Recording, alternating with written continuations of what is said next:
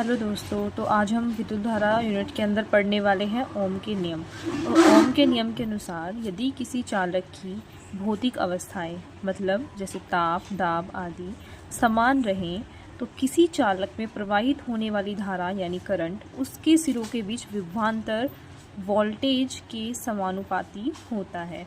तो यदि किसी चालक के सिरों पर लगा विभवांतर V है, तो मान लेते हैं अगर किसी चालक के सिरों पर लगा हुआ विभवांतर V है और उसमें जो बहने वाली धारा करंट है I है, तो ओम का नियम क्या कहता है कि जो सिरों पर लगा हुआ विभवांतर V उसमें बहने वाली धारा के समानुपाती होता है।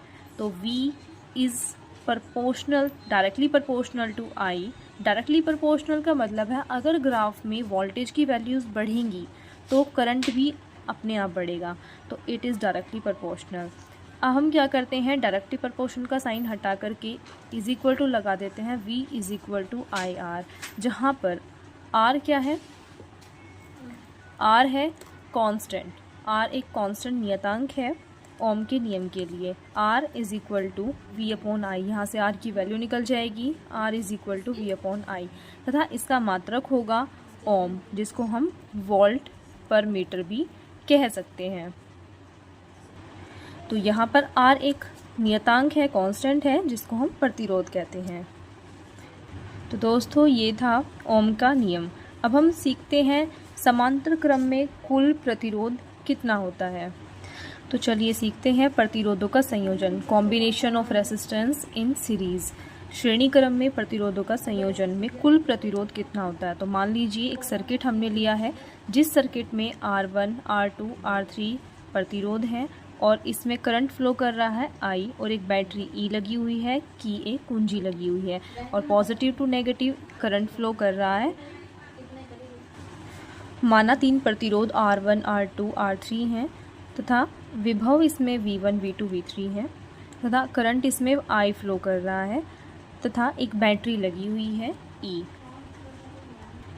ओम का नियम हमने अभी पढ़ा है, V इज इक्वल टू होता है आई आर। यहाँ से V1 की वैल्यू हम निकाल लेंगे I R1, V2 की वैल्यू निकाल लेंगे I R2, V3 की वैल्यू निकाल लेंगे I R3। दोस्तों एक बात का ध्यान रखिएगा, श्रेणी क्रम में करंट की वैल्यू सेम बनी रहती है। यहाँ से कुल वोल्टेज जो हो जाएगा, तीनों वोल्टेज की वैल्यूज़ को हम जोड़ देंगे, V टोटल होगा V1 plus V2 plus V3।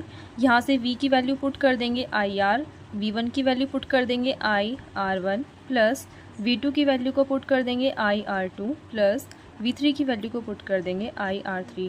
अब देखिए इसमें है I कॉमन, क्योंकि I यहाँ पर समान बना रहेगा। I को यहाँ से बाहर कॉमन ले लेंगे, अंदर बचेगा R1 plus R2 plus R3। I से I कैंसिल हो जाएगा, तो कुल प्रतिरोध जो श्रेणी क्रम में होगा R is equal to R1 plus R2 plus R3। तो ये था श्रेणी क्रम में कुल प्रतिरोध का मान। तो चलिए अब सीखते हैं समांतर क्रम में कुल प्रतिरोध कितना होता है। देखते हैं समांतर क्रम में कुल प्रतिरोध कितना होता है।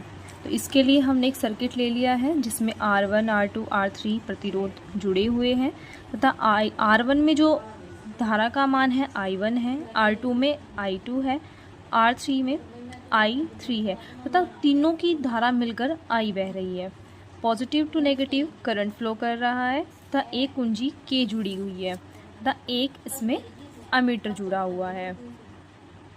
माना कि 3 प्रतिरोध समांतर क्रम में जुड़े हुए हैं R1, R2, R3 तथा इनमें धाराएं I1, I2, I3 बह रही हैं तथा तीनों में विभव समान है। गाइस एक बात ध्यान रखिएगा, समांतर क्रम में विभव का मान समान रहता है ओम के नियम के अनुसार। ओम का नियम क्या कहता है, V is equal to I R. यहाँ से हम I की वैल्यू निकाल लेंगे, V upon R P. R P means total resistance in parallel, यानी समांतर क्रम में कुल प्रतिरोध का मान है आर पी। यहाँ से हम I1 की वैल्यू निकालेंगे, I1 की वैल्यू निकल जाएगी V अपॉन R1, I2 की वैल्यू निकल जाएगी V अपॉन R2, I3 की वैल्यू निकल जाएगी V अपॉन R3 तथा कुल धारा का जो मान होगा, तीनों धाराओं को हम जोड़ देंगे I is equal to I1 plus I2 plus I3। तो हम I1 की वैल्यू यहाँ से पुट करेंगे V/R1, I2 का मान रखेंगे V/R2 तथा V/R3 I3 का मान रख देंगे।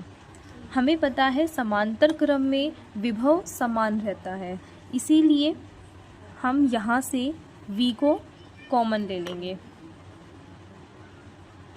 हम जानते हैं कि समांतर क्रम में विभव समान रहता है, इसीलिए हम यहाँ से V कॉमन ले लेंगे। V कॉमन लेने के बाद अंदर बचेगा 1/R1 plus 1/R2 plus 1/R3। इस V से ये वाला V कैंसिल हो जाएगा और अंदर बचेगा 1/R1 plus 1/R2 plus 1/R3 तथा समांतर क्रम में कुल प्रतिरोध होगा 1/R1 plus 1/R2 plus 1/R3। तो ये था ओम के नियम। ओम के नियम से समांतर क्रम में कुल प्रतिरोध का formula. Okay guys, thanks for watching and subscribe my channel.